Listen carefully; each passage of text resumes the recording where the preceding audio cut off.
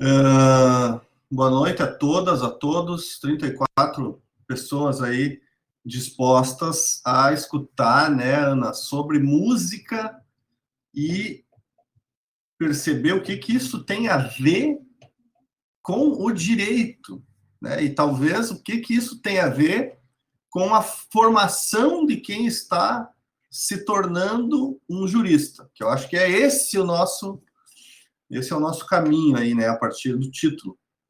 Eu estava falando para a Ana que eu saí do direito, mas especificamente saí da advocacia e fui há 2 anos para a psicanálise. E na psicanálise, claro que no direito a gente já dá muita atenção para a linguagem, né? E a disciplina de interpretação e de hermenêutica trabalham basicamente com isso. Mas a gente não tem no direito, por exemplo, Ana, uma aula de análise do discurso, que é outra coisa, né? E a análise do discurso é uma ferramenta, eu diria assim, a maior da psicanálise. Né? Se fazer análise do discurso, análise da linguagem, né? O que fenômenos da linguagem, do ponto de vista psicanalítico, significam. Então, quando eu faço uma metáfora, né? Quando eu faço uma metonímia, né? Quando isso significa um sintoma, quando isso significa um desejo e tal. Então, estou dizendo tudo isso, gente, assim, não quero complicar muito já de início, mas queria agradecer, então, a toda essa galera que está aí. Eu só estou vendo kkkkkkkk, isso é muito bom. O Bernardo falou ali que vai querer, tem interesse em psicologia jurídica, vamos conversar, Regina aí, galera, o Felipe, que também foi muito gentil desde o início, e dizer que gente, olha só, é uma conversa, né, mas eu tenho um amor tão genuíno por essa professora de vocês, a Ana Clara, sabe? E é genuíno mesmo, porque ela lembrou de uma cena que eu já tinha esquecido, né? Sabe como é que é? Quando mais jovem, a gente sempre fuma maconha, né? Então, a memória sempre fica meio... Quando mais jovem! Quando mais Tá jovem. gravando, Paulo? Vamos lá. Eu sei, não, mas tudo bem, isso aí é tranquilo. E aí, óbvio que eu fiquei feliz com a lembrança, falei da memória, porque eu fiquei feliz com a lembrança, gente, de que eu, no dia do doutorado, pedi a ela uma bolacha, uma bolachinha, né? E a partir dali a gente estabeleceu uma amizade que é tipo amizade de gato, assim, né, Ana? Não é amizade de cachorro, né? Quem fala isso é o Alexandre Moraes da Rosa. Mas assim, amizade de gato, que, né, daqui a pouco a gente se fala uma vez durante o semestre, mas que é uma afetividade que não morre e não morrerá. Então, fico feliz porque vocês estão em boas mãos aí, galera, tá? E assim, Bueno, para a gente começar, então, pensar alguma coisa aqui, né, Ana, que é o objetivo, e tu já me passou a bola, assim, né, deu aquela enfiada de bola, assim, de modo que o cara tem que sair correndo muito forte, mas tu já trouxe aí uma música que, para mim, é relevantíssima do ponto de vista da história da música brasileira, né, por ser enunciada a partir da voz de uma mulher, que é a Elis Regina, uma mulher subversiva para a sua época, né? Talvez aí esteja a nossa grande identificação com ela, porque a gente, como Varatiano e como Nietzscheano, inevitavelmente cai na subversão, né? Nietzsche, vocês sabem que é um desconstrutor de ídolos, né? Um desconstrutor de ídolos. O que ele quer dizer quando ele fala em desconstruir ídolos? O que ele quer dizer quando ele fala em a caída dos ídolos naquele livro fundamental dele? Ele está dizendo nada mais, nada menos de que nós precisamos, antes de crer, duvidar. Antes de crer, duvidar. E essa é, gente, talvez postura essencial do subversivo. O que Nietzsche vê em Dionísio, né, Ana, em contraposição ao deus Apolo, né, Dionísio, que nós lembramos sempre de uma palavra importante para falar de Dionísio, que é a desmesura, ou seja, é quando eu sou capaz de questionar o limite e por que aquele limite está ali. E por que aquele limite está ali? E por que eu, como jurista, devo tão só me ater ao limite que está ali? Porque quando eu falo está ali na norma, gente. Está ali na norma. Então, a pergunta de plano aqui é, eu compro isso, ou melhor, eu engulo isso, meto isso goela abaixo ou não? Eu vou entrar, Paulo, vou entrar no que tu está falando. Vai. Tu vê, eu não falei nada da música, mas depois eu falo. Que é o seguinte, tu está falando e tu fez uma baita lembrança. E eu, inclusive, podia ter falado isso em aula e me esqueci. Que é o seguinte, a gente acabou vendo, na última aula, toda a função do clarão do iluminismo, né? O quanto o iluminismo nos traz esse clarão único, pretensamente homogêneo, que vai meio que esperar que todos sejamos racionais e o menos afetivo possíveis, e talvez o menos emocional possível, né? E o quanto algumas metodologias podem permitir que a gente trabalhe, mesmo dentro do direito, com afetividade. Claro que, no nosso caso, a gente estava falando da caminhografia, da atenção flutuante, lá do Félix Guattari, daquele pessoal lá do pós-estruturalismo, mas tu trouxe a análise do discurso, tá bem? Mas o que eu quero te dizer, olha que interessante, o quanto a gente privilegia o Apolo, que é a grande luz, que é a carruagem do sol, que vai nos trazer um clarão de verdade, e o quanto o direito deixa Dionísio e toda a beleza que é a vida dionísica de fora dessa academia, que a gente se obriga, inclusive, e aí vamos aproveitar aqui o exemplo, inclusive se voltar para outros ramos, que não exatamente o ramo jurídico, para tentar respirar um pouco, né? Segue, porque foi só isso que eu me lembrei. Ana, tem uma coisa aí que eu quero te falar, que eu acho que é importante. Porque, me corrija se eu estiver errado, eu senti que tu faz uma espécie de separação, quando tu diz assim, tu tá fazendo análise de discurso, né? Então, como se isso fosse uma coisa, e como se a afetividade fosse outra coisa. Tô Não, certo? não, porque a análise de discurso, ela recupera isso, né? Ela está imbricada nisso. Sim, ela está imbricada. Ela é uma possibilidade, tal como a caminhografia, tal como a atenção flutuante, ela é uma possibilidade de respirar dentro do direito. A afetividade, eu quero dizer, né? Bueno, não, então tá, então eu entendi errado. Mas, ó, gurizada, eu quero falar uma coisa importante para vocês aqui. Uma coisa importante para vocês. É uma hipótese, tá? Eu acho que é bem importante e vamos ver se faz sentido para vocês. Tá? E eu quero dizer, tá, que isso tá, e eu quero fazer uma primeira indicação bibliográfica, é um texto, olha, assim, ó, só se vocês tiverem muito afim mesmo, que é um texto complicado, tá? É um texto complicado, entendeu? Eu tive dificuldade para ler, né? Eu estou estudando psicanálise há uns 2 anos, tive dificuldade para ler, não é um texto fácil. Coloca aí no chat o nome do livro. Mando, sim. Depois eu mando. Peraí. Vou pôr agora. Depois eu esqueci. Tu já conversou com o Vladimir Safatli, Regina? Que orgulho! Pô, legal, Regina. O cara é fenomenal. Esse cara é tudo. Olha só. Ocorreu na minha escola, o professor foi lá e ele é professor da USP, né? Super inteligente. Ele abriu conversa para a gente conversar sobre modelos de políticas totalitárias. E foi uma conversa super interessante. Pô, demais. Tem até foto com ele. Regininha! Que legal, Regina. Que legal. Que bom que tu aproveitou e ela, né, por ter lembrado na hora, é sinal de que, de fato, é um pensador muito profundo que nós temos aqui no Brasil. Que bom, né? Felizmente. Mas olha só, gente. Olha o que eu quero dizer para vocês, que eu acho que pode ser relevante para vocês. O que esse cara está dizendo aqui, ó, é claro que eu vou dizer de uma maneira muito simples, assim, mas é para que a gente consiga avançar. Ele está dizendo assim, ó, cara, quando acontece, porque dentro da clínica psicanalítica, tá, tem um fenômeno, um conceito chamado ato analítico, certo? A gente poderia dizer assim, é um ato transformativo, me transforma a subjetividade do cara que está fazendo análise. É um conceito de Lacan isso. Então, assim, vamos lá.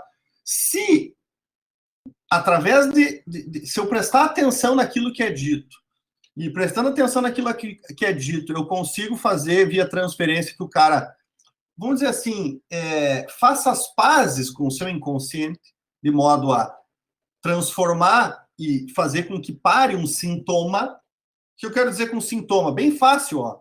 Sabe aquela cagada que a gente faz repetida na vida? Diz, isso sempre acontece. Isso sempre me acontece. Eu tenho dedo podre.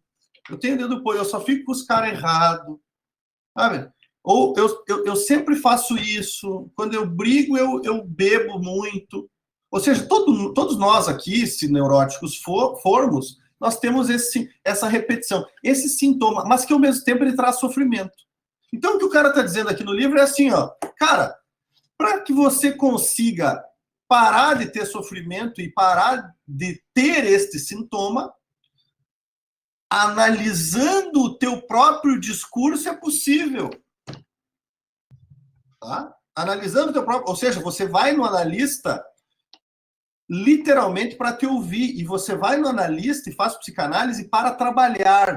É literalmente um momento em que você paga para trabalhar, porque o analista não vai fazer o trabalho por você. Então, estou falando sobre isso, galera, para agora puxar a brasa para o assado que a Ana levantou aí, a Aninha falou, sobre a afetividade, tá? Porque esse mesmo cidadão aqui, ele fala de um fenômeno chamado de circuito dos afetos. Opa, peraí, agora nós começamos a entrar no direito. Tá? Porque assim, ó, então, se a análise do discurso transforma o meu afeto, certo? A pergunta que a gente aqui do direito tem que fazer é: que tipo de afetos são fomentados e são estimulados a partir das práticas judiciárias tradicionais, galera? Esta é a pergunta. Esta é a pergunta na semana em que nós ouvimos como a Mari Ferrer foi tratada numa audiência. Só que aquilo, queridos que estão no primeiro semestre, no segundo, aquilo, lhes digo, e a Ana vai assinar embaixo, eu tenho certeza, que não é exceção. Não é exceção. Não é um caso episódio. Aquilo ali é o cotidiano da jurisdição brasileira. Este é o cotidiano, e eu estou falando não porque eu fiz doutorado e li livro, mas porque eu advoguei durante 10 anos e estive em sala de audiência. 12 anos aqui na Justiça do Trabalho de Santa Catarina. Que, aliás, é horrível. Pode gravar e pode publicar. É horrível. A Justiça do Trabalho de Santa Catarina é horrível. Porque... Eu acho que de forma geral, o judiciário, hein, Paulinho? Aí de Santa Catarina é complicado, né? Eu vou falar só do que eu vivi. O resto eu realmente não conheço. Estou falando da Justiça Trabalhista de Santa Catarina é horrível. Em grande parte inconstitucional. Fala, quer falar? Vou entrar, Felipe. Nossa, não, eu ia... Eu tô um pouco abalado, levemente, mas enfim. Eu ia perguntar especificamente afetos, para te falar um pouco mais disso. Como é que a gente pode entender o que eles são, como é que a gente... Porque tu chegou neles pelo exemplo, e foi um exemplo forte com certeza. Mas se a gente sair dessas situações, não quero dizer extrema, porque tu disse que é comum, mas mais explícitas. Felipe, Eu quero que tu me responda uma coisa, por favor. O que tu sentiu lá? Tu viu o vídeo lá da Mari Ferrer da audiência, imagino, né? Não, pior que eu não vi o vídeo. Eu vi as notícias, mas o vídeo eu não... Não vi o vídeo. O vídeo não. Eu ia falar com alguém que viu o vídeo, então. Alguém me ajuda? A Eduarda falando, vídeo da Nojo, a Regina, Stephanie, Brenda. Abre o teu áudio aí para falar comigo, Eduardo. Oi. Tudo bom, Eduarda? Tudo bem. Tu viu o vídeo, né? Vi. Tá. Eu quero que tu me responda uma pergunta, querida, por gentileza, para nos ajudar aqui na aula. O que tu sentiu ao ver o vídeo? Assim, na hora que sentimentos vieram de ti. Consegue nomear isso para nós? Sinceramente, eu acho que eu nunca senti tanta raiva e tanto nojo e uma sensação absurda de impotência, assim. Tá bom, Eduardo, obrigado. Pode voltar ao seu lugar. Não, é porque, olha só, Eduardo, olha só. Tu foi fenomenal, cara. Tu foi fenomenal, porque tu só deu uma pedrada na cabeça. A Eduarda acabou de nos dizer, e se alguém discordar, por favor, nos comunique, raiva, nojo e sensação de impotência. Eu poderia acrescentar aqui, talvez, para as mulheres que eventualmente já tiveram esse tipo de experiência, tá? Eu poderia acrescentar aqui a esses afetos o medo, muito provavelmente.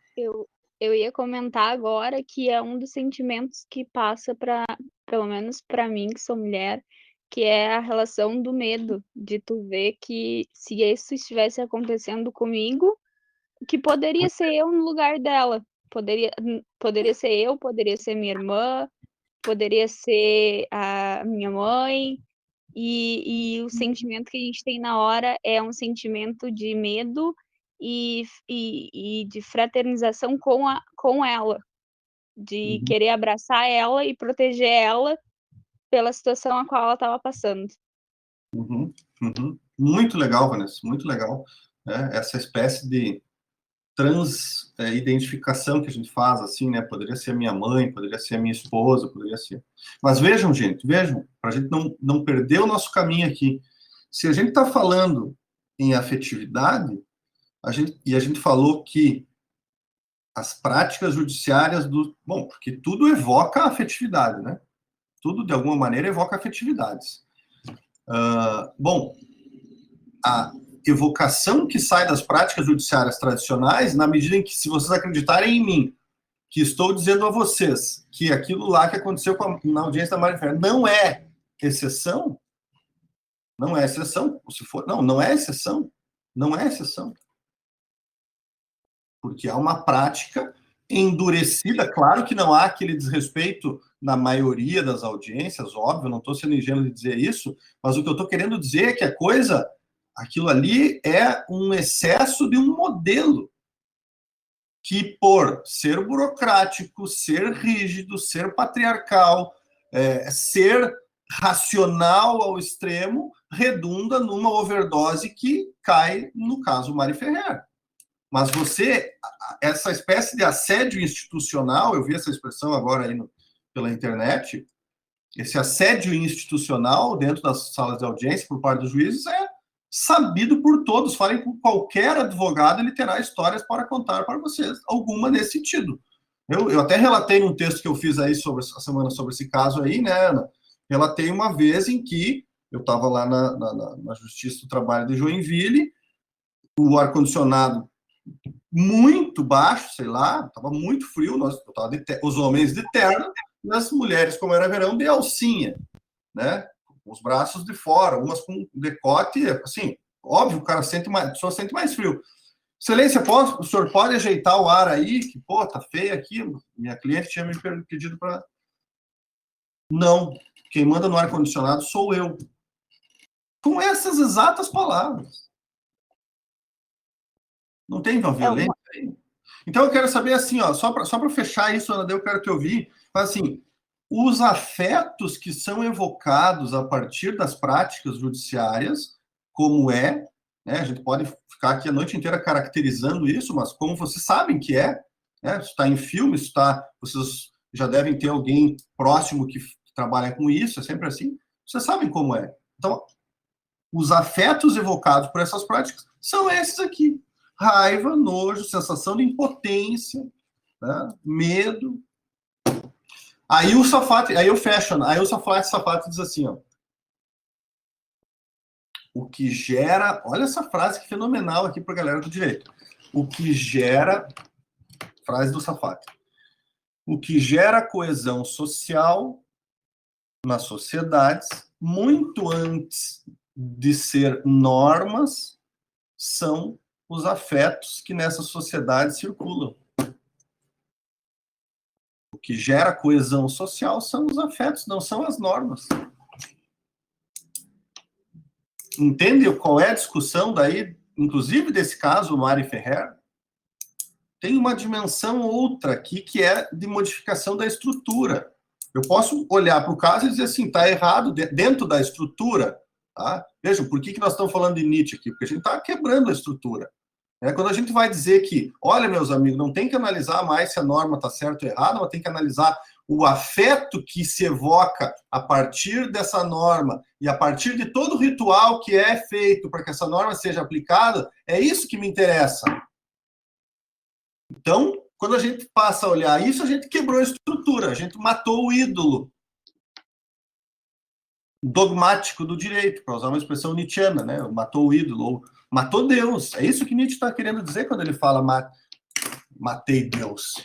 É por isso que é através da psicanálise que se mata Deus. E aí essa música tem tudo a ver, né, Ana? Porque ela diz assim, ainda somos os mesmos e vivemos como nossos pais.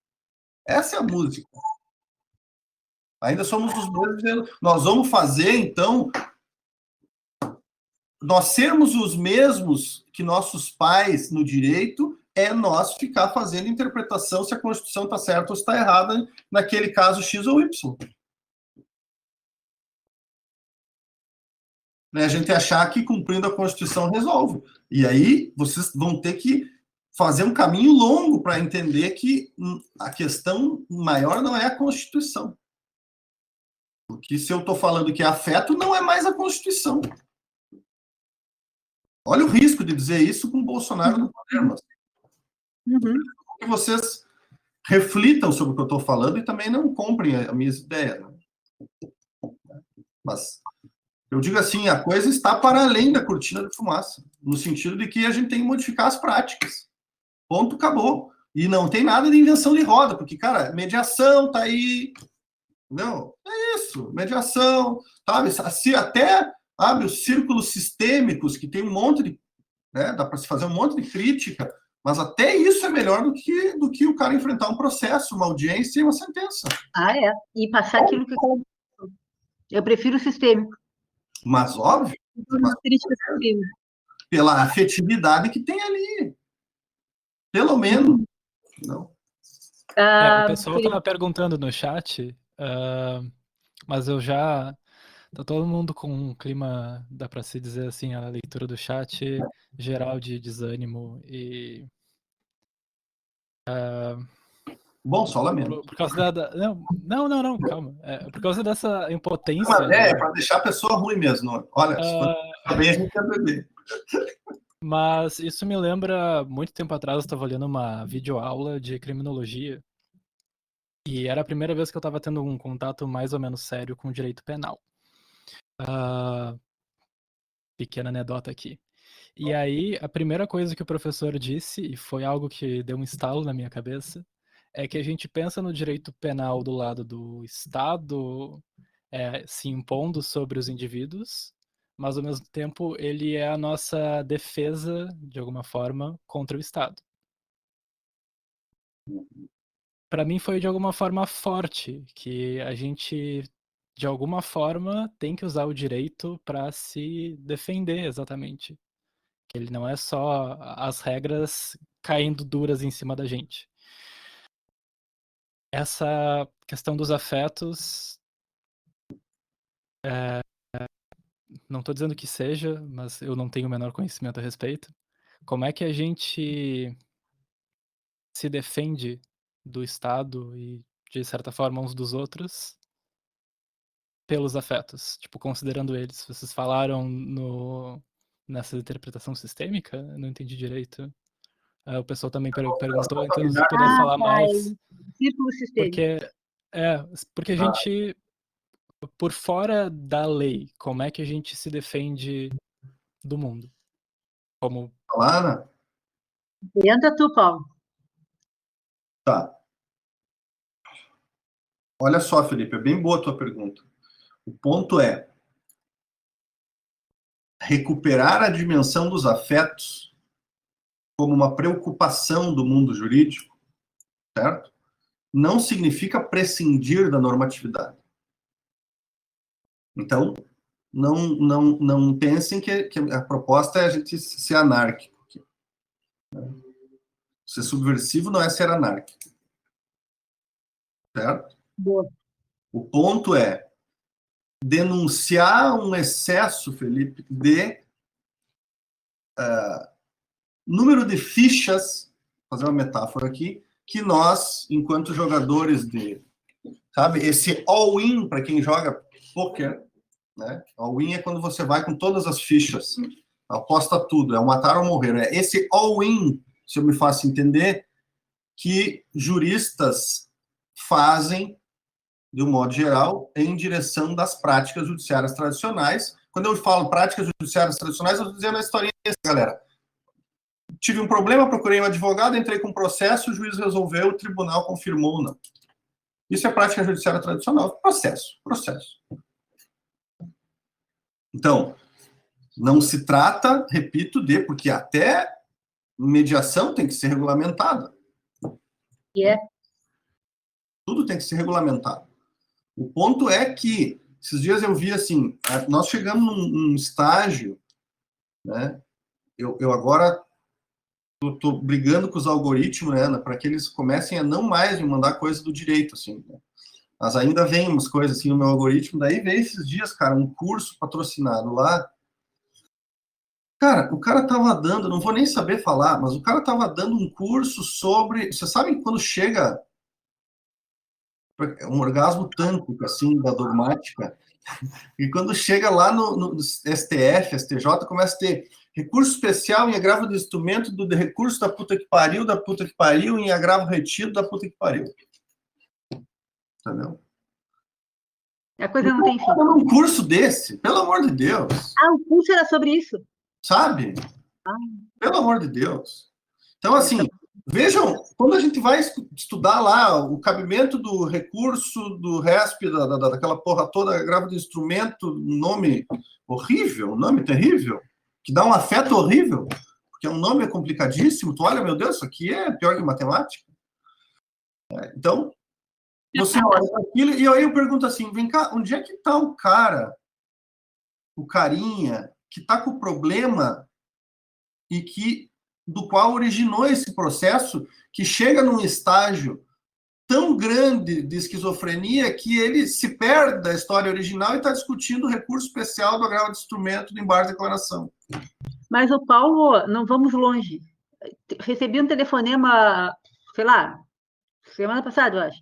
Uma advogada de Brasília procurando meu pai, porque uma ação da avó, que já foi falecida há muitos anos, foi julgada procedente.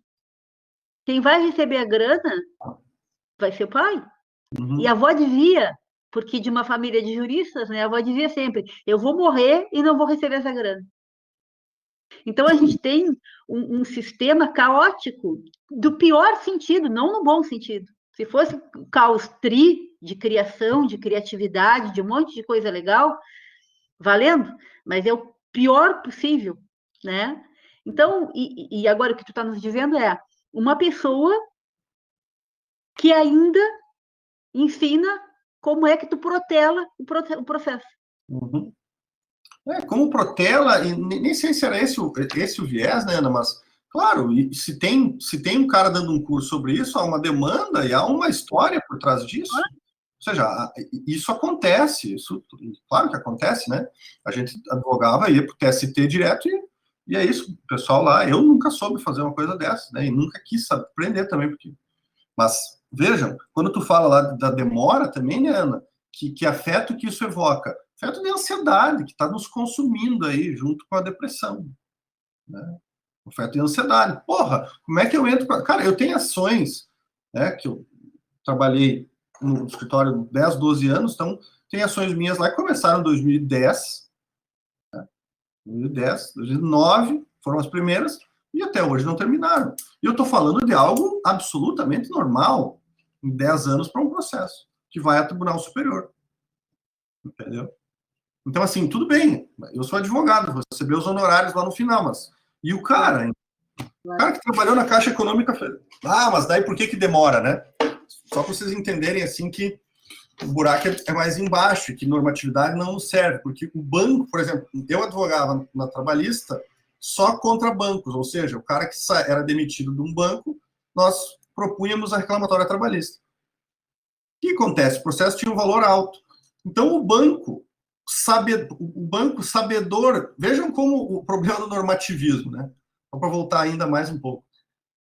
prescrição trabalhista, gurizada, é de 5 anos. Para quem está começando aí, prescrição é até onde pode cobrar, tá? Prescrição está na Constituição, é 5 anos. Aí observa, o cara trabalhou num banco, tá? Durante 30 anos. 30 anos. Aí ele sai e entra com a ação. Ele vai poder cobrar dos 30 que ele trabalhou os últimos 5 apenas. O banco descumpriu a lei durante os 30, ou seja, o banco lucrou em cima do cara durante 25 anos. O banco ganha 25 anos de descumprimento da normativa, porque a própria normativa estabelece que ele só pode cobrar 5. Então, tá justo aí, não? O que vocês acham? Se tá justo, a gente vai ver que não tá no direito. Então, vocês têm que começar a pensar nisso. Por isso que a gente falou de subversão. Será que tá certo? Ah, mas tá na Constituição. Tá bom, mas e aí? Tá certo o banco enriquecer mais do que já é? E aí a gente entra naquela discussão, que não vamos nos demorar nela, mas só para lembrar, quando a gente fala neutralidade do direito, a gente tem que perguntar neutralidade para quem, né? Quem é que vai se beneficiar dessa neutralidade normativa? Claro. E certamente não vai ser a Mariana lá da audiência. Claro. Aquele monte de macho na volta dela, Branco. não foi ela que se beneficiou daquela neutralidade, né? Claro, perfeito. Elis Regina, senão a gente não vai conseguir terminar isso. E tu vai pôr tocar aí? Não, eu vou dizer que a pergunta que a Elis nos lança é se a gente ainda é iguais aos nossos pais e, pelo que tu está falando, também herdamos esses afetos, né? Esses afetos passados, que são, presentes. Né? E aí, Paulo, com isso, com essa pergunta, eu passo para a próxima música, que é do Hermana Duda, lá do Drexler. Que tem a ver com isso que tu está nos dizendo.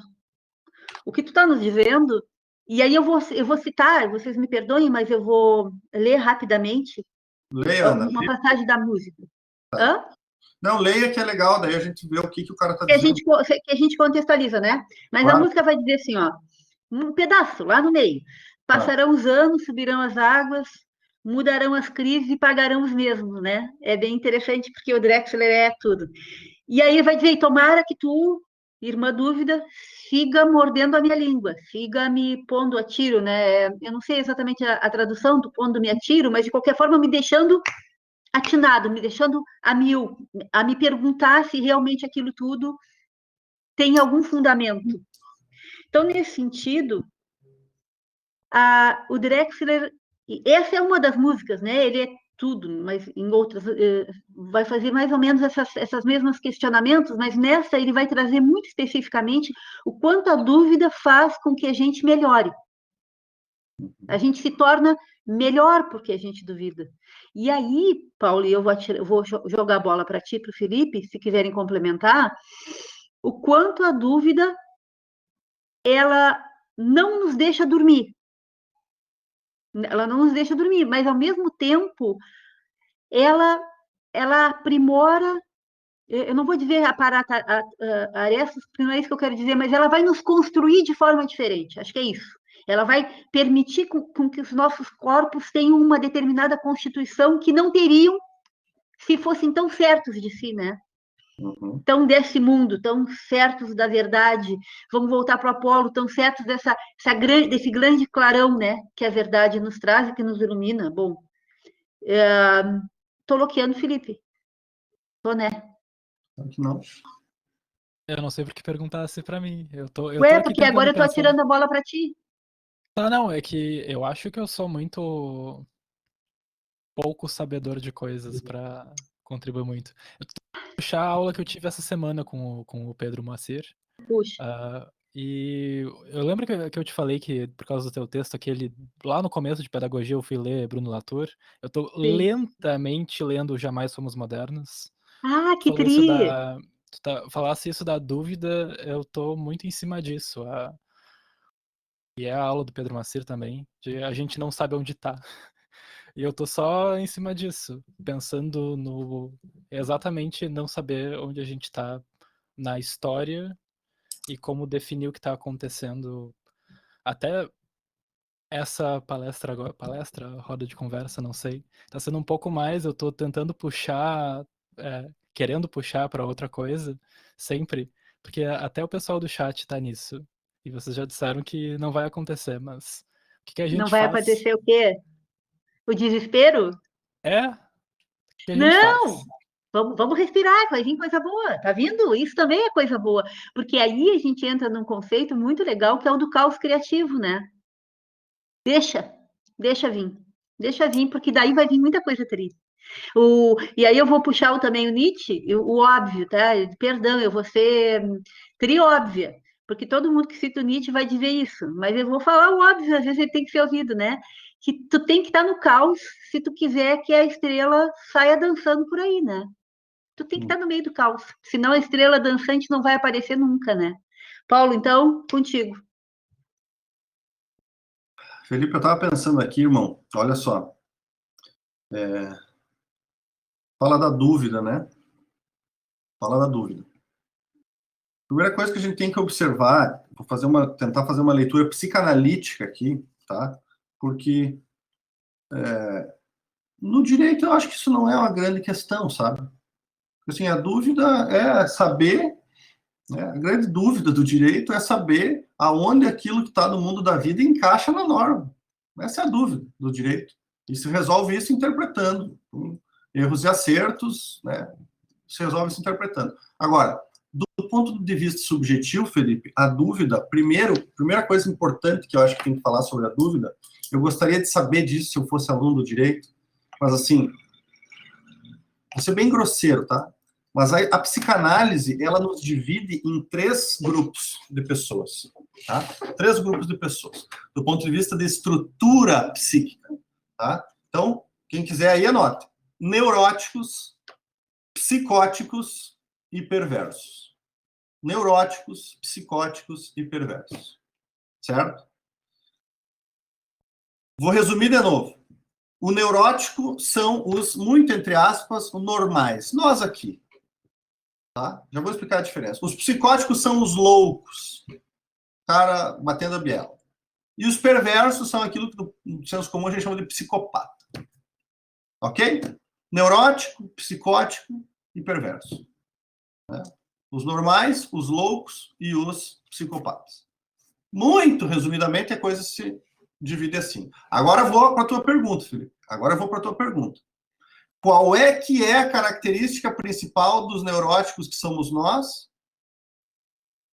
A dúvida. A dúvida.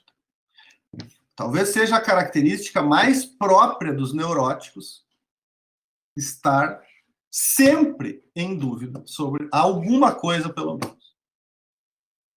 Estou errado ou não? Não é eu, é o Freud, né? Então, por quê? Porque, bom, na neurose a gente estabelece o recalque, ou seja, tem uma divisão, né? Ou seja, por que eu tenho dúvida? Porque tem uma divisão entre consciência e inconsciência. Tá? Que é, por mim, sabida, por nós sabida. Na psicose eu não tenho, porque o psicótico é o cara que tem certezas, ele tem certeza que estão correndo atrás dele, né? Ele tem delírios, ele tem certeza que aquilo aconteceu. Né? Eu lembro sempre do K-Pax, que é um filme dos anos 90, que é de um psicótico. Então, ele veio do planeta K-Pax e ele nada abalava aquela certeza dele. E os perversos são os caras que, né, têm relação com a lei, mas negam a lei, dizem foda-se a lei. Ah, sei que tem a lei, mas foda-se, vou fazer do meu jeito. Esse é o psicopata. Né? Que não tem empatia, que não tem... Esse é o perverso, sadomasoquista e tal. Então, veja, por que eu estou falando dessas 3 diferenças que são estruturais, Felipe, na psicanálise? Primeiro, para te dizer assim, que bom que tu está em dúvida. Né? E aqui a gente tem que pensar na primeira, talvez... análise crítica que nós tenhamos que fazer, porque o sujeito que tem muitas certezas, ele está muito mais para ser um louco normal do que outra coisa. O cara que tem muita certeza, meus amigos, fujam. E os normativistas e os juristas, em geral, são caras que têm muitas certezas. Essa é outra má notícia. Eu estou elencando várias, né? Mas eu acho, Paulo, que isso que tu está nos dizendo tem a ver também. E aí a gente vai para o Bob Dylan. Eu me preparei, Felipe, eu posso ter tirado as músicas, mas eu dei um jeito. Vai do Bob Dylan. E é o seguinte, eu adoro o Bob Dylan, né? O que eu vou fazer? Fugiria com ele assim, ó, agora, now. O homem deve ter quase 80 anos, não tem problema, vamos embora com ele feliz da vida. Por quê? Essa música dele é uma música bem interessante. Eu levei lá para na minha tese, eu vou citar o Bob Dylan, meu grande doutrinador. E essa música eu aproveitei lá, e aí Você lembra do cara aquele de propriedade, o Paulo? Como era o nome dele? O cara que dava direito romano era da propriedade privada. Como é o nome do velho? Lá na UFSC? É. O velhinho, bem caconildo, tudo de bom. Não sei quem que é. Não Depois lembro. eu descobri que o velho gostava do Nietzsche, porque eu citei o Nietzsche e o velho quase me carregou para casa com ele. É mesmo? Massa. Esqueci o nome do velho, daqui a pouco vem, de qualquer forma. E ele dizia assim para mim, minha filha, tu tá citando Bob Dylan e tu colocou nas referências. Lembra aquelas músicas que eu te mostrei, o Felipe, sobre propriedade privada? Sim, sim. Aquilo tudo tá lá na tese. E o velho dizia assim para mim, mas como é que tu vai poder me citar se eu não sou cantor? Eu acho que só tem que ter cantor nessa tese, diz o velho para mim. Eu digo, olha, o melhor de todos é o velhinho. O que aquele cara me falou que tem a ver com Bob Dylan?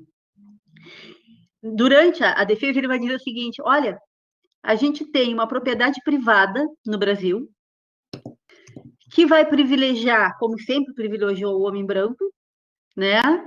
Se a gente vai falar da lei de terras, foi aquele horror da lei de terras e do quanto ela desapropriou, ela impediu, ela impossibilitou o acesso a terras ancestrais de povos negros, né? De comunidades que moravam ali há muitos anos. E aí ele vai dizer, mas o direito moderno, tu vê, um caco, o velho é um caconildo, eu não sei se hoje ele não teria quase 90 anos. O direito moderno, ele vai fazer de conta que essas pessoas simplesmente não existem. Elas existem, óbvio, mas o direito moderno passa o olho e não enxerga, passa reto. E vai, como a gente sabe, vai privilegiar determinadas pessoas. Isso a gente já vem desenvolvendo em introdução há bastante tempo, desde o primeiro dia de aula, mas o Bob Dylan vai dizer o seguinte, e eu acho que foi por isso que surgiu essa discussão. Dentro dessa música, ele se pergunta, olha, quantos ainda vão ter que morrer? Né? Quantos ainda vão ter que ser impedidos da liberdade? Quantos ainda vão ter que ser impedidos de entrar numa universidade pública, por exemplo? Eu estou traduzindo para a nossa realidade do Brasil. Quantos ainda vão estuprar? Quantos ainda a gente vai precisar assistir, por exemplo, àquela audiência para que as pessoas comecem a se dar conta de que está condenado. O direito moderno é um direito condenado. Ainda que ele se auto-aprecie, no sentido de que ele acha que deu muito certo. Talvez tenha dado muito certo, né? Para a gente é que não deu certo, claro. Mas o Bob Dylan, para mim, me serve porque se a gente está falando em afetos, eu sempre acho que ele é um cara que ele traz muito afeto nas músicas, de tudo quanto é tipo. E à medida que a música passa, a gente tem picos, né? E pensa, hoje estou meio confusa, viu, Felipe? Me preparei, mas não deu certo muito.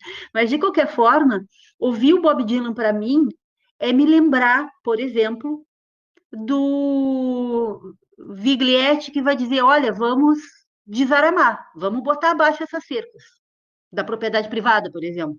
Eu não estou falando em ocupação, não é isso. O que eu estou dizendo é, a gente tem que ter um outro modelo de coexistência, esse não dá certo. Esse faz com que a menina vá para dentro da audiência e sofra um segundo, um terceiro, um quarto estupro, né? Tá contigo, Paulo. Ana, fala, querido. Afinal, o que é fazer justiça?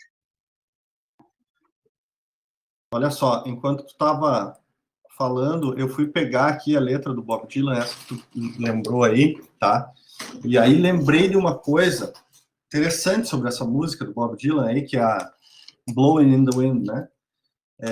O Bob Dylan, galera, recebeu um prêmio Nobel de Literatura, né? E ele não foi buscar o prêmio. Então, olha que cara subversivo, né? A gente falou de subversão aqui desde o início da aula, né, no sentido de inobservar a ordem das coisas, né? Porque ele deixa de observar o ritual. Quando ele diz, não, depois eu pego essa merda aí. Tá? Ou seja, não... Esse é literalmente um nietzschiano, assim, porque ele faz a coisa no plano da vida. Né? Então, Exato. vejam o quão subversivo ele é. Ah, mas o Bob Dylan tá... A pergunta que eu faço para vocês, como é que dá para ser Bob Dylan trabalhando com direito, que é o que vocês escolheram? Como é que a gente resiste, Paulo? Primeiro, o que vocês têm que não fazer ou não cumprir, sabe? E aí, gurizada, a resposta que eu tenho para dar para você é só uma. Cada um vai achar uma. Cada um vai achar uma. Ah, como acha? Vai fazer análise, Magrão. Guarda dinheiro da bebida e vai fazer análise. É verdade. Hoje é a grande dica que eu dou. É a grande coisa que eu posso indicar aqui é isso. Né? Porque não, pelo menos do que eu já estudei e do que eu já fiz, né? Porque eu tenho uma mãe que faz terapia, Ana, há 40 anos. Então, Nossa, desde que muito tempo eu fiz Paulo. terapias 1000, assim. Meu pai até hoje acha que é bobagem. Ah, isso é tudo bobagem. Vai com um amigo. Olha, eu tô te ouvindo, tô te dizendo, eu desembolso com gosto. Toda semana eu tô na psiquiatra, não fale. Não, e é caro, é uma coisa que custa Claro, caro. tá. Vale a pena. Vejam, hoje já tem até no SUS aí, né? No SUS, atendimento, nosso grande SUS. Aqui na UFPEL, gente, tem atendimento pessoal do estágio da psicologia. Bom, mas o que eu queria dizer dessa música, eu achei uma frase que fenomenal, Aninha. É assim, ó. Quantas balas de canhão precisarão voar até serem para sempre banidas? Né? Olha que frase interessante. Quando a gente nos posiciona no tempo e no espaço brasileiro, 2020, exatamente no meio de uma legislatura em que uma das grandes promessas de campanha foi o armamento da população. O armamento da população. Que é algo, do ponto de vista de quem consegue ter um mínimo do seu próprio egoísmo tratado, o mínimo, na medida em que a gente observa o quê? Né? Nós que estamos aqui, em tese, fazendo ciência. Então, vamos ter que analisar dado. Eu não posso pensar assim, não, mas eu quero me sentir mais seguro, então eu quero a arma. Não, porque daí tu está pensando só em ti, tu é um canalha, tu é um cretino. Né? Então, tu tem que pensar o que significa, do ponto de vista social, que se libere a arma e se aumente. Cara, não tem. É dado, é matemática, morre mais. Então, se eu concordo que, enquanto membro desse troço todo, eu quero que morra mais, seja lá quem for, tu é o cara que é da psicopatia, Magrão. Tu tá com os dois pés na perversão. Tu não tá mais aqui na nossa. E é o que esse canalha aí, ele é um psicopata. Quando ele vai lá e diz, e daí? Morreu 5 mil, e daí? Esse cara tá me mostrando, se eu conseguir, claro, não se faz isso, né, Ana, de taxar diagnóstico assim. Agora, o Freud fez diagnóstico de livro lá do velho juiz Schreber. Ele nunca tratou o Schreber, ele analisou lá através... Mas é uma pista, né, Paulo? Então, é uma pista. Só para fechar, o que eu quero dizer para vocês é isso, né? Que nós estamos no meio de um cara que ganhou, por outros óbvios motivos, mas com um discurso de campanha, talvez um dos principais e centrais, que era vamos ter acesso a armas. Então, isso é tanatopolítica na veias, a não ser que você seja ingênuo e não perceba. A não ser que você seja ingênuo que ache que só importa você te sentir mais seguro. Se você for tão ingênuo a ponto de achar que isso te deixa mais seguro. Eu vou entrar, eu estou vendo que o Henrique Posser está aqui. O meu Henrique? O Henrique do mestrado? Não. Ah, eu adoro o Henrique. Bem-vindo, Henrique. Não vi que era tu. Fala aí, Henrique, o que tu achou? Henrique Paulo, o Henrique é um orgulho. Henrique é um orgulho. Ele está trabalhando com governamentalidade em FO, tá? Porra. No direito. Henrique é tudo. E aí, porque eu amo muito o Henrique, eu vou botar ele nessa saia justa, só porque eu amo, né? Senão não entraria. Porque, assim, ó, o Henrique é a nossa Hermione Granger. A gente tem a nossa própria Hermione Granger. Que, nesse caso, eu próprio, sem sair da aula da Apolinário, gente. Que, nesse caso, é o Henrique. Que é aquela que pergunta, que responde. Ele mesmo pergunta, ele mesmo responde, ele mesmo... O Henrique é tudo. Mas o que é muito legal é essa possibilidade, Paulo. Agora eu vou dizer como é que, no meu entendimento, como é que eu resisto. Porque a pergunta final da aula foi essa: como é que a gente resiste no direito, né? E em seguida tu complementa, mas a possibilidade. Antes eu vou te perguntar se tu leu um livro do Didi Huberman que se chama Sobrevivência dos Vagalumes. Não. Paulo, tua cara, tu tem que ler. Ele vai fazer uma análise do Pier Paolo Pasolini. Tem que tomar muita cachaça. Cara, tu não tem ideia. O livro mudou minha vida. O livro é uma coisa do outro mundo. Depois eu... Jorge Didi Huberman, A Sobrevivência dos Vagalumes. Tá? O livro é assim, ó. Bom. Tem filme também? Oi? Tem filme também? Não. Esse livro, ele é da filosofia. O cara é Scotian. E ele vai fazer uma análise, dentre a fala dele, ele faz uma análise da filmografia do Pier Paolo Pasolini. Entre outras coisas, ele fala sobre um monte de coisa. Mas, de qualquer forma, por que eu estou dizendo isso? A pergunta final foi: como é que a gente resiste? E como é que a gente resiste dentro do direito? Já que estamos dentro do direito aqui numa faculdade, num primeiro ano. Por quê? A nossa ideia, minha, do Paulo, eu vou botar o Felipe. O Felipe fica aí se tirando, não fala em mim, não. O Felipe está aqui no meio Não adianta o Felipe.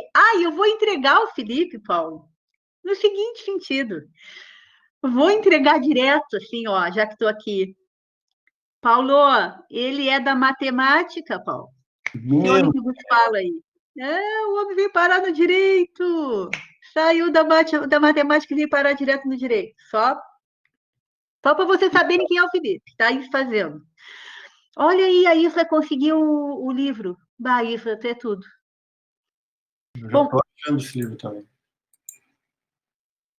De qualquer forma, vou falar de mim, e depois a gente pode escutar quem quer que queira falar. Acho que a gente podia escutar a minha Hermione. Se ela quiser falar, eu ia gostar muito de ouvir, mas...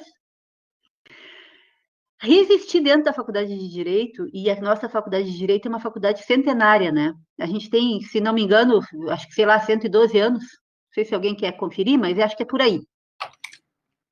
Num corpo docente predominantemente masculino. Tá? Predominantemente masculino. Eu acho que talvez seja mais ou menos uma fórmula que é desse mundo afora. Isso aí. E branco, 108. Valeu, Felipe. E branco. Classe média, meia-idade. Então, claro, Paulo, não sei se conhece Pelotas. Não conheço. Tá bem. Pelotas se considera europeia, que é uma coisa muito louca. Se considera europeia, as pessoas não têm onde cair mortas, mas se consideram tudo europeu. E, ao mesmo tempo, que são todos europeus, o que também é uma coisa muito louca, é aquela coisa assim, ó, o que tu vai fazer quando tu fizer 15 anos? Eu quero debutar e quero ir para Paris. Sempre. Essa é a fala. Pelo menos a minha parceria na minha época, todo mundo queria ir para Paris e queria debutar. Graças a Deus eu não debutei e não fui para Paris. Então, que bom. Nesse sentido, o que se tem aqui é uma pretensa comunidade europeia que, na verdade, é tremendamente negra, porque a gente é crescido, constituído, formado por uma comunidade, por uma sociedade que foi tremendamente escravocrata e da pior possível, porque aqui é charque, né, Paulinho? Então, o que tem no charque são escravos de pé no chão, pisando em cima do sal grosso. As pessoas duravam de 6 a 8 anos quando vinham para Pelotas, essas pessoas escravizadas. Então, tipo, eu não sei qual dessas 3 coisas que tu nos falou, deve ser psicopatia, eu acho, só pode, porque é um desligamento da realidade concreta. Que existir dentro de uma faculdade de direito centenária, numa sociedade como essa, é tremendamente difícil. Vou voltar à história de não dormir de noite, porque isso é bem eu. É não dormir de noite. Né? É não dormir de noite porque tu inventa um treco, tu recebe um telefonema de um colega dizendo que tá tudo errado. Tu não tem que fazer isso, tem que fazer outra coisa, completamente diferente. Né? É tu receber mensagem de e-mail perguntando, mas não estou entendendo, tu não tinha dito que ia dar tal e tal coisa, por que tu está trabalhando com música no direito? Tu ir de tênis para a sala de aula e as pessoas dizerem, tu está disfarçado de estudante. Então, resistir nesse mundo, como é esse da nossa faculdade, ele te cobra um preço alto, mas que a gente paga. Porque se a gente não pagar, então a gente tem que inventar outra coisa para fazer, vai vender coco na beira da praia. Porque se a gente estudou a vida inteira para ser professor numa universidade pública, gratuita, de qualidade, então é para a gente resistir, porque senão a gente não resistir, a gente está jogando o jogo aí dessa gente louca que tu nos contou. Loucos somos todos, né? Mas tem uns que são mais que outros. E como tu falou, adorei os perversos, né? Porque a perversidade está no meio da gente. Opa. A perversidade está ali e não está só na audiência. Ela está dentro da sala de aula, quando o professor não faz de conta que não te enxerga quando quer fazer uma pergunta. Uhum. Ela está dentro da sala de aula, quando os alunos deduram uns aos outros, dizendo que fulano colou. Isso é perversidade também. Então, puxando agora ao final, porque a nossa última música, e a gente está se encaminhando para o final, é a da maravilhosa da Maria Bethânia. A Bethânia se pergunta assim, quem é que vai levar os meus fantasmas, né? Aquela música dela, em que ela vai recitar o poema lindo, aquela mulher é uma deusa, né, gente? Pelo amor de Deus. Então, ela vai perguntar, né, quem é que me diz onde é a estrada? Uhum. E tem um pedacinho da música que eu vou falar para vocês agora, que eu acho bem interessante, porque ela vai dizer assim, eu bebia da vida em goles pequenos. Eu tropeçava no riso, eu abraçava de menos, né? Tu beber a vida em goles pequenos, que tristeza, que desgraça, que coisa triste tu beber pouquinho para poder render, né? Então, e aí a gente volta para o riso, e volta para o Dionísio, e volta para outros afetos possíveis. E é muito interessante, porque lá pelas tantas ela vai dizer assim, tu tá de costas voltadas, e se tu dá as costas, tu não consegue nem enxergar o rumo da bala, e tu também não enxerga a falha no muro, né? O que a gente está querendo trazer para o primeiro ano é que enxerguem a falha no muro. É um muro firme, é um muro forte, é um muro frio, mas ele tem falha. E é só a gente saber onde é que está. E aquela metáfora que o Foucault fala, né, de arranhar as paredes duras, arranhar as paredes da modernidade, no nosso caso do direito moderno, a gente pode não conseguir liquidar com um muro. Eu não acho que a gente vá liquidar com esse muro. Talvez tu seja mais otimista que eu, Paulo, eu não sou. Mas a gente pode arranhar. E aí, uma coisa que o Felipe falou em algum momento da vida dele, que eu já não lembro mais, e que isso me serviu. Eu fiquei pensando aquilo de, meu Deus, é possível. É possível que a gente tenha um primeiro ano com essa turma que a gente tem. Paulo, tu não tem ideia do que eles são. Essa turma é muito boa. Eles são, não tô, olha, nem sou de fazer muita declaração pública, sabe? Mas eles são alegres, eles são festivos, eles são estudiosos, eles fazem, eles enlouquecem, eles perguntam, eles brigam, né? Talvez a gente tenha um primeiro ano que aprenda a arranhar essas paredes, que queiram resistir de alguma maneira, que queiram fazer um direito um lugar mais de outros afetos que não esses que a gente está tão cansado de ver, né? Eu estou chutando a bola para ti agora com a Maria Bethânia, Paulo. Tá, vamos lá. Nia, fiquei te escutando aqui, eu acho que, assim, o que eu poderia dizer aí para a tua turma, né, tu deu a tua maneira de resistir, né, mas eu acho que, assim, gente, para a gente já encerrar, talvez mais afetivo eu possa dizer para vocês hoje, no fundo do meu coração, assim, porque é um desejo bem genuíno, é que vocês sejam capazes de investigar a fundo qual é, de fato, o desejo de vocês. E talvez aqui a gente possa falar de um desejo um pouco mais concentrado em relação a esse mundo que a gente chama assim de profissional, né? Vocês estão aqui no direito, né? Tenho certeza que quase todos, com isto em vista, né? Ou seja, uma carreira profissional, o desenvolvimento de uma atividade, né? Nessa dimensão da vida humana que é o trabalho, que é tão importante. Então, eu digo isso porque essa, gurizada, é a ética da psicanálise, né? Lacan localiza isso num texto mitológico, né? Para quem não sabe, o Freud olha para o Édipo, né? O chamado complexo de Édipo, aquele negócio de ter afeição pela mãe e odiar o pai, lá na tragédia grega, né? Só que a tragédia grega lá da história de Édipo, ela tem 3 partes, e na terceira parte, que é a Antígona, uma filha de Édipo, é que Lacan localiza o que ele vai chamar de ética da psicanálise. Qual é a ética da psicanálise? Não é a ética que a gente estuda lá na filosofia, é a ética da psicanálise. Ele vai dizer, olha, eu localizo a ética da psicanálise naquilo que a Antígona faz quando, dizendo um foda-se ao imperador, que disse, olha, ela tinha um irmão morto e ela não podia enterrar o irmão. Então, havia um decreto do imperador, de Creonte, que diz, não se pode enterrar esse cara. E ser enterrado no mundo grego era um ritual importantíssimo, né? Não sabe disso porque a gente estudou a cidade antiga lá no colégio. Então, ser enterrado era um ritual quase de dignificação. E ela diz assim para o Creonte, foda-se o decreto. Eu quero enterrar o meu irmão, ainda que isso custe a minha própria vida. E ela paga com a própria vida, porque ela é morta. Então, Lacan olha para isso de maneira genial, do meu modo de ver, ele diz assim, aqui está o sentido dessa porra toda chamada psicanálise.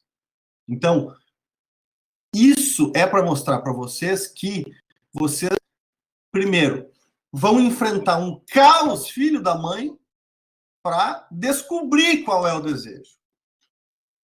Depois de descobrir o desejo, é que vocês pagarão algum preço. Certo? Então, assim, digo isso porque no primeiro semestre, segundo semestre, eu dou aula no primeiro semestre, tem muita galera que está aí porque o pai mandou, tem muita galera que está aí porque acha legal andar de terno e gravata, tem muita galera que está aí seduzida por um suposto status que o direito vai dar, isso é mentira, né? Tem muita galera aí acreditando que é possível ser um grande advogado como aquele do Suits, é mentira. Tá? É tudo mentira. Se você não tiver o pai, que já tem um baita escritório e tal, bom, aí vai embora. Mas talvez esse não seja o teu desejo. E aí tu vai estar lá, escritório massa, mas fudido, porque você, puta, eu devia ter feito cinema. Sabe? Então é isso, gurizada. Pensem nisso aqui, ó.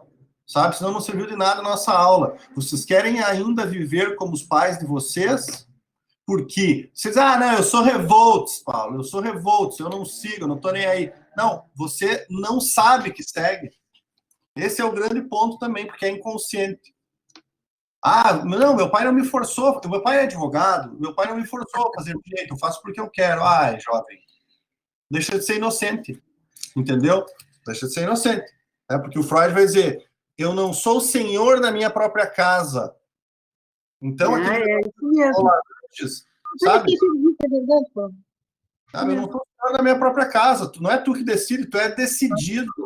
Então, ainda que você não queira achar que é revolto, você tá com o teu pai ali, porque esse pai inscreveu em ti, no psiquismo, a coisa, cara. Então, tu não tem como te livrar disso, a não ser tentando entender e conscientizar isso. Mas é bom, eu não quero mais viver como viviam os nossos pais, porque eu quero fazer cinema.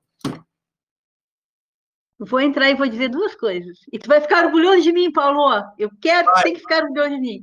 Que é o seguinte, a primeira, Quando a Maria Bethânia pergunta quem é que me diz a estrada, o que tu está nos dizendo é caminha, meu filho, vai. Seja feliz, não vou eu te dizer. Ninguém Esse tipo pode é bem mentiano, né? mesmo. E a segunda é o seguinte, eu vou ser bicha de cinema ano que vem. Não acredito. Vou. Ah, Cinema. cara, olha só, eu peguei o cinema. Eu nunca quis fazer cinema. Pegou. Cinema. peguei Estou entrando no cinema. Graduação, você é bicho, Paulo. Olha só as entidades, hein, cara? As entidades estão Vou fora. me focar lá no ICH, que lá é mais o meu show. Nem é ICH nas artes, né, gente? Que bacana. Já de revelação acadêmica. Para fazer algum personagem. Paulinho, ó, cinema, tá? Afetividade de novo, feliz da vida. Meu pai não quis, aquele canalha. Faz agora, Paulinho. Eu comecei filosofia, o pai me fez largar. Agora eu vou pro cinema. Tudo certo. Pai, é tudo uma foda. Gente, como vocês viram, o Paulo é essa pessoa. Pro melhor e pro pior. Paulo, eu te amo muito. Também, minha amada. Também. Pô, obrigado. Foi massa pra caralho. Um monte de gente massa aí. Eu gostei que a galera tá rindo. Eu não sei nem o que é. Estou te dizendo, eles são maravilhosos, Paulo. Essa turma é eu tô feliz porque quando eu olho, é que nem o Vará dizia, olha essa do Vará, daí a gente eu dizia assim, ó, eu gosto do aluno que dorme na minha aula porque é um sinal que o cara encontrou a paz. Olha, fenomenal. Os caras, a galera estão rindo, estão felizes, eu tô feliz também. Pô, deixa eu fazer um merchan. Tu vai fazer o merchan, que eu vou pegar o teu livro e eu vou fazer merchan também. Tá, mas o meu é bem rápido. A gente tem um negócio ali atrás, organizado, chamado Caos Filosófico. Aí a gente tem um curso aí e tal. Olha, coisas legais, tá? Daí olhem lá, tem no Instagram e tal. Mas tem curso de filosofia, de psicanálise, de direito e literatura, já rolou uns de direito e literatura aí. Os cursos, e assim, a única coisa é assim, o professor deve beber durante a aula. É o único princípio. Os alunos podem? Todo mundo deve. É, porque a gente sempre achou, porque a gente fazia uns encontros nos bar aqui. Paulinho, cadê aquele teu livro do Politicamente Incorreto? Eu não consegui achar aqui em casa. Não tem aí? Tenho. Pega lá. Não tem mais, não adianta. Não tem mais. Acabou. Eu não sei onde eu botei. Paulo tem um livro. Relaxa. Politicamente. O Caos Filosófico, que eu tô bem empolgado aí com os cursos, tá tendo cada curso massa lá. Aliás, mas eu queria que você dissesse o título do livro, Paulo. Título do livro: Manual Politicamente Incorreto do Direito no Brasil. Vê se não é a cara do nosso Nietzscheano, amigo amado. Tudo bem, é esse aí. Eu tentei achar aqui, mas ele está em algum lugar, eu só não sei onde eu botei. Então, esse livro é super recomendado. E o Caos Filosófico, né, gente? Que é tudo. Caos Filosófico é tudo. Cara, o Caos tá Estou terminando me lembrando do convite do Paulo. Estou eu lá em Santa Catarina, em Florianópolis, o Paulo me liga. Ô, Ana, tu vem aqui fazer uma palestra. Pô, tu vai falar sobre arte e decolonialismo jurídico. Vou. Me fui, peguei o carro. Na época eu tinha namorado. Um dos, né? Marcelo chegou para mim e disse, não, vamos passar a noite lá, vai ser legal, praia, e aí a gente vai num hotel, legal. Vamos, então. Eu não te falei em hotel, não tem. Estou falando do Marcelo, que estava comigo na época. Ah, tá, eu só te garantia cerveja. Né, eu não bebo, pior, né? Mas o Marcelo bebia. Tudo bem. Beber, você tá louco. Aí tá, o Marcelo disse, não, eu vou dirigindo. E tu vai, como sempre, né? Vai falando na minha cabeça, que aí tu vai treinando, que tu vai dizer, gente, eu me preparei, eu não sou de me preparar. Pensei assim, como é que eu vou passar vergonha com o Paulo, né? Vou ter que me preparar.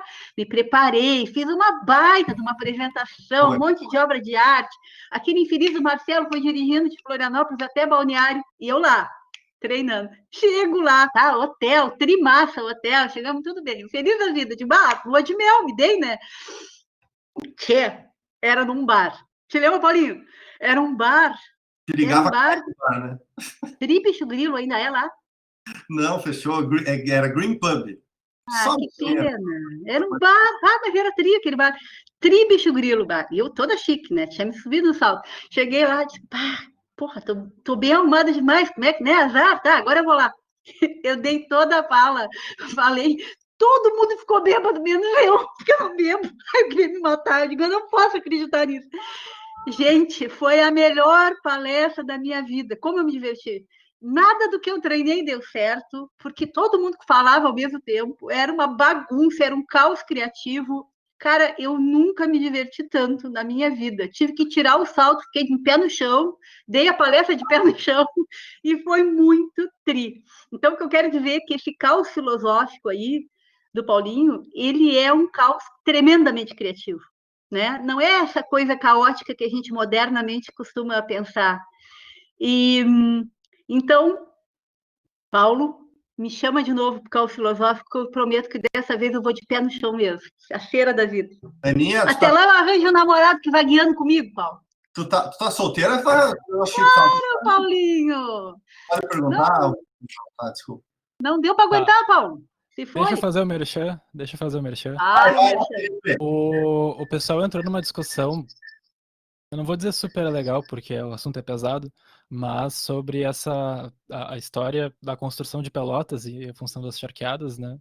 E, enfim, não vou entrar muito no tema, eu obviamente não sou um especialista, mas dia 20 tem outra dessas aulas abertas.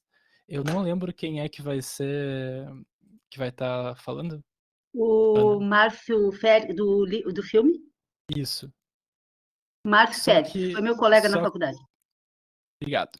Só que o filme é do Kleber Mendonça Filho, ele é mais ou menos famoso, especialmente pelo Aquário, e o nome do filme é O Som ao Redor. E ele fala bastante, ele se passa em Pernambuco, salvo engano, no Pernambuco, salvo engano, e é sobre essa dinâmica de classe e como ela se interage com raça também, lá na rua. Enfim, não vou ficar dando muito spoiler. E também, enfim, vamos voltar com essa discussão, talvez como um tema um pouco mais central no dia 20, com mais tempo. Legal. Aí vocês já venham preparados para falar, tá, gente? Gente, senão fica, bate-papo, senão fica muita gente, só a gente falando e ninguém mais. Só as gurias que se animaram, né? E eu vou pedir, antes da gente se despedir, 10 horas, hein? A Isra tá aí ainda? Isra, tu tá aí? Não. Isra, abre a tua câmera. Tem câmera, Ana. Gente. Não, dá para falar, dá a notícia aí da fala da Ju. Gente, na próxima quinta-feira a gente vai ter um programa muito especial, a Juliana Segar, não sei se vocês conhecem, mas ela tem uma tese maravilhosa sobre feminicídio e essa questão toda de política da mulher, né? Inclusive, também vou merchan. Tem uma página no Facebook que é o Direito de Ouro contra a Violência Doméstica. Ali a gente busca orientar e guiar mulheres que sofrem violência doméstica, fazer todo esse auxílio jurídico, né? Daí vocês podem buscar ali no Facebook, é o Direito de Olho na Violência Doméstica. E daí vai estar bacana também nossa próxima aula, né? A gente debatendo esses assuntos, inclusive a Ju vai utilizar partes da tese dela, para quem quiser, que é linda, gente, assim, maravilhosa. E daí também a gente vocês. E se quiserem também dar se inteirar do assunto, né? Aí a gente vai estar debatendo questões do que vem sendo ultimamente. Então, esperamos vocês aqui. Desde que te preparar para a semana que vem, Felipe. Tirei da minha cabeça e botei na tua. Vai ser Lady Gaga para juristas em construção. Como é que eu esqueci tarde? Sim, vai Lady ser Gaga. Muito triste. Sim. A gente vai mostrar, porque é Still It Happens to You, que é uma música muito importante, para um comentário do Launching Ground, que ele vai falar sobre meninas que sofrem estupros nos Estados Unidos, porque isso é muito corriqueiro lá, ninguém faz nada direito. E a Gaga própria sofreu abuso sexual na adolescência, ela é fundamental dessa campanha. Então, gente, vai estar maravilhoso. Por favor, compareçam. A Natália tá aí, gente, só tem gente boa. Agora que eu vi que tu tá aí, Nath. Que tri. Bom, Paulinho, sem palavras. Muita saudade. Saudade mesmo, amada. Bom te ver. Vamos fazer mais agora desse negócio aqui. Pode me chamar aí que a gente conversa. Cara, e vamos fazer um curso lá no Caos contigo. Pensa aí o que tu quer falar e vamos fazer. Vamos. E quando abrir vaga aqui, a gente vai te avisar, Paulo. Avisa. Uma dessa, né, cara? Vai. Aqui tem a Praia do Laranjal, gente. Tudo de bom. Quantas horas de carro, porra, é estrada para chegar aí, viu? É estrada. Mas vale a pena. Vale a pena só porque a gente tem essa gente tri aqui, ó. Aí, ó. Olha aí, a Duda tá dizendo que aqui tem a gente. Muito tri. Paulinho, muito obrigada, Felipe. Muito obrigada. Eu que agradeço. Obrigado, gente, por ter comparecido. Obrigado, Ana, por ter me convidado. Obrigado, Paulo, por ter falado com a gente. Valeu, Felipe. Beijo, Ana. Beijo, galera. Beijão, aí. Beijão, gente. Boa noite. Boa noite a todos e a todas. Amanhã tem aula, hein, bonitos? Às 7. 7 horas tem aula. Nada. Beijo. Beijo. Valeu.